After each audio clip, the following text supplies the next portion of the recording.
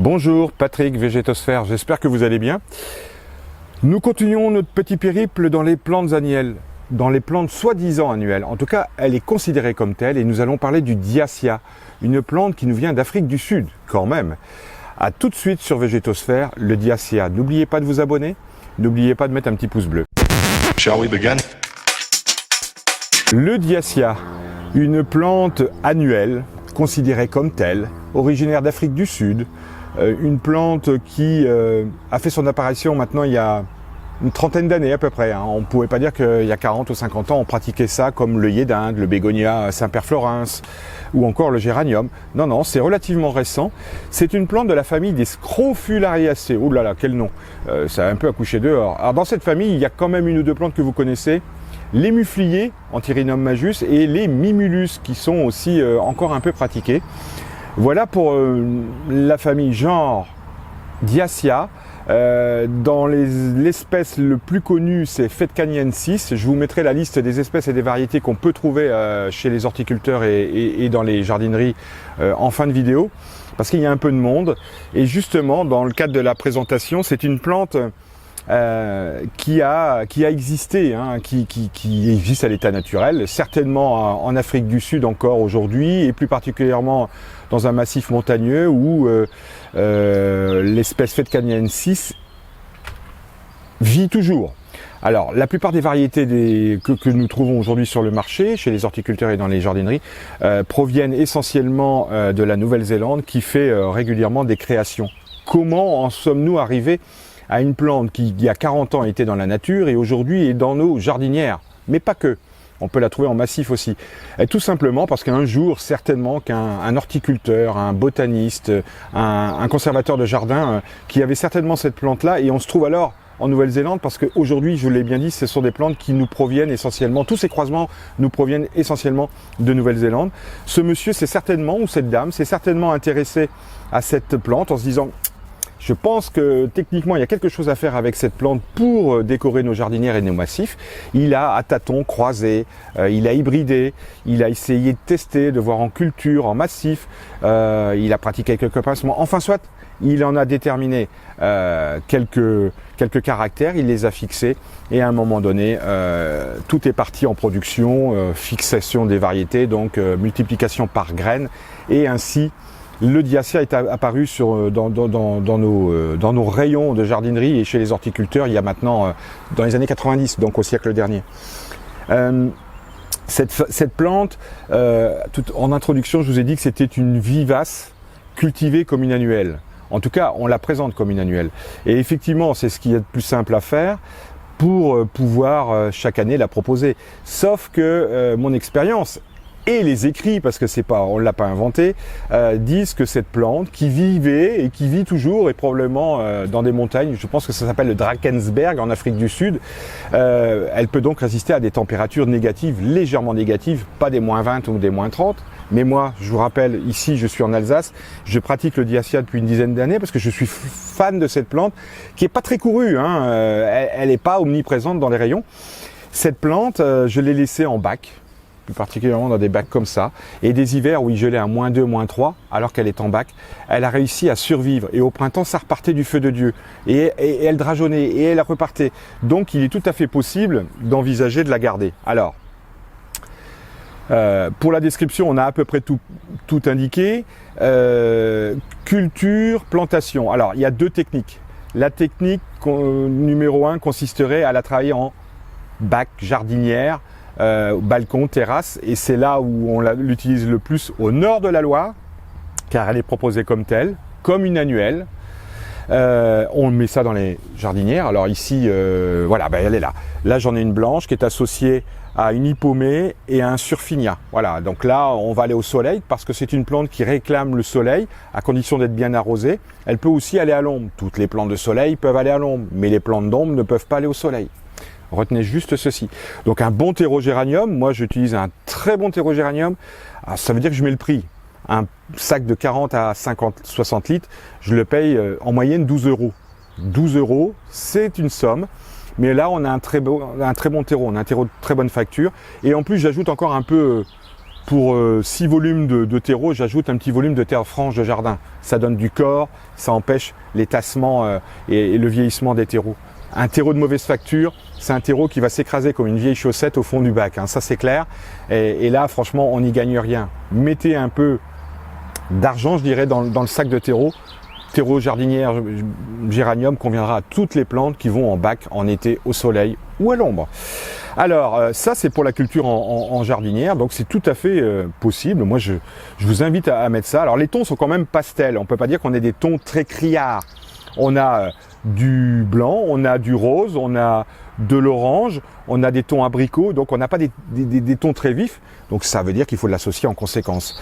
Le port de cette plante, maximum 30 cm pour certaines variétés, d'autres ont un port très tapissant. Donc on peut la mettre au bord du bac, elle va retomber très légèrement parce qu'elle est quand même relativement rigide, mais elle a cette capacité de tapisser. Ça c'est pour l'usage balcon, terrasse, jardinière. Il y a un deuxième usage, et là le sud le pratique un peu plus, parce que je l'ai vu. Étant donné que cette plante n'est pas totalement gélive, hein, qu'elle est une rustique, une vivace non rustique, gélive, le sud va pouvoir, le sud, l'ouest, voire la Bretagne, vont pouvoir pratiquer cette plante en jardin, en massif. Mais même nous, au nord, je rappelle, on est en Alsace, je vais en mettre dans des massifs parce que ça vaut vraiment le coup. C'est une plante qui va avoir un port très couvrant. Donc évidemment que quand elle est dans un massif, elle va beaucoup mieux s'installer, elle va tracer, elle va grandir. Et là, nul besoin d'en mettre 10 au mètre carré. 3 à 5 au mètre carré vont largement suffire. Vous voyez bien, là on est dans un pot de 13. Regardez le port de cette plante. Il donne déjà une idée de ce qu'elle peut faire. Donc, pour ceux qui habitent au sud, il y a vraiment la possibilité de les planter en massif et de les garder. Il suffira de pailler un petit peu. Si on a des petites gelées à -3, -4, c'est sûr que ça peut coincer, mais en les protégeant, elles peuvent passer l'hiver. Pour les autres, il est tout à fait possible, et moi c'est ce que je fais en fait, je vais rentrer ces mottes en les déterrant vers la Toussaint. Alors pour celles que j'ai en jardinière, je vais les sortir évidemment, j'irai mettre ça dans une véranda. Mais pour celles qui sont en massif, je vais les déterrer, elles seront alors énormes. Et là, il va s'offrir vraiment un truc intéressant, c'est que vous pouvez la bouturer. Alors, la bouture, par contre, c'est plutôt août-septembre. Les déterrer, ça sera octobre. On va attendre la Toussaint pour le faire. Et à ce moment-là, si vous avez une serre froide, une véranda, hors gel, on peut garder les sujets assez longtemps, de telle sorte qu'on puisse les bouturer encore une fois en hiver, et en particulier en janvier-février, et on obtiendra alors une nouvelle plante, 2 nouvelles plantes qu'on aura ainsi gardées pour l'année N+1. Donc massif, vraiment je vous invite à les pratiquer. Je vais le dire assez souvent, hein, la plupart des plantes qu'on met en jardinière, hein, ici j'ai du surfinia, là j'en ai un en fleurs, ici j'ai du bidance à très grosses fleurs, là j'ai du fuchsia, ici j'ai de l'impatience de Nouvelle-Guinée, ici j'ai un bégonia Summer Wings, qui est un truc dont on va parler très prochainement.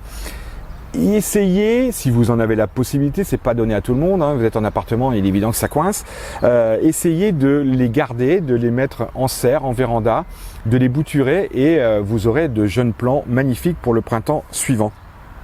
Ça c'était pour la culture. Alors la multiplication, on a dit que la bouture était particulièrement propice, hein, à savoir que j'ai fait des boutures il y a maintenant un mois dans une serre et dans une école. Évidemment c'est du tout petit plan, on va en profiter au mois de juillet, c'est un peu raté pour le coup, mais c'est possible, voilà, ça se bouture relativement facilement. Bouture optimale août-septembre pour l'année N+1. Les semis, alors le semis, cuite du semis, ben, c'est possible parce que les producteurs, les horticulteurs le font, sauf que pour nous, aujourd'hui dans les jardineries, on trouve que très peu, voire pas de variétés. Il me semble qu'il y a un obtenteur anglais qui a la possibilité de proposer du diacea en sachet, c'est à vérifier.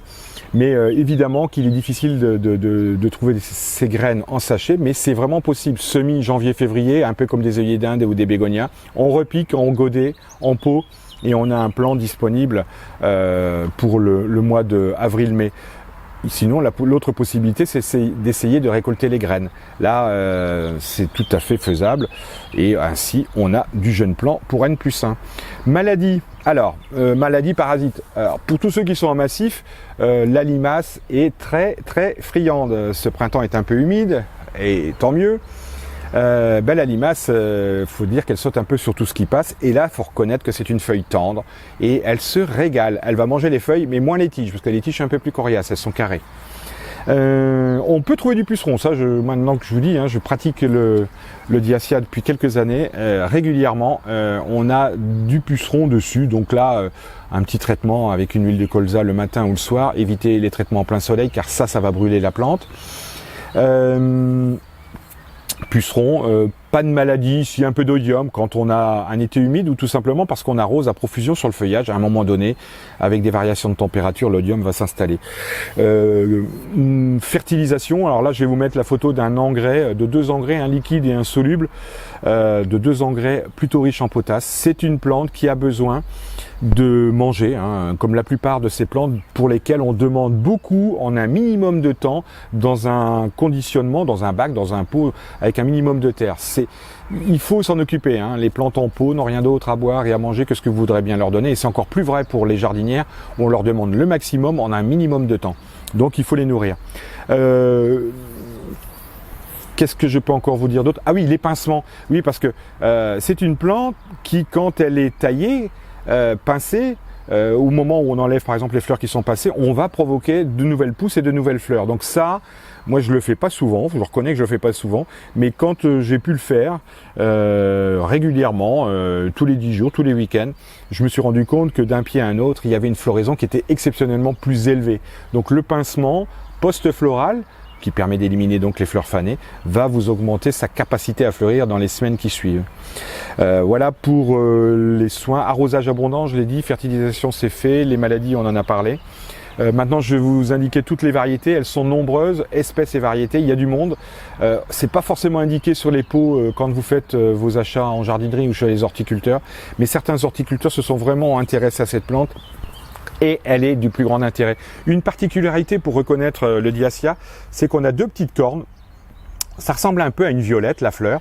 Et il y a 2 petites cornes derrière qui sont caractéristiques du Diacia. Voilà pour le Diacia, une plante que j'adore, que je pratique depuis des années, que je vous conseille d'utiliser dans vos massifs ou dans vos jardinières. Vous pouvez vous abonner, vous pouvez mettre un petit pouce bleu, vous pouvez rejoindre la page du blog du site vegetosphère.com sur laquelle vous retrouverez davantage de renseignements, c'est un peu plus fouillé parce qu'il y a de l'écrit, et vous retrouverez bien évidemment la vidéo et plein de petits produits qui sont associés à la vente dans la boutique. Prenez soin de vous, à très bientôt sur Vegetosphère pour une prochaine vidéo. Au revoir. Shall we begin?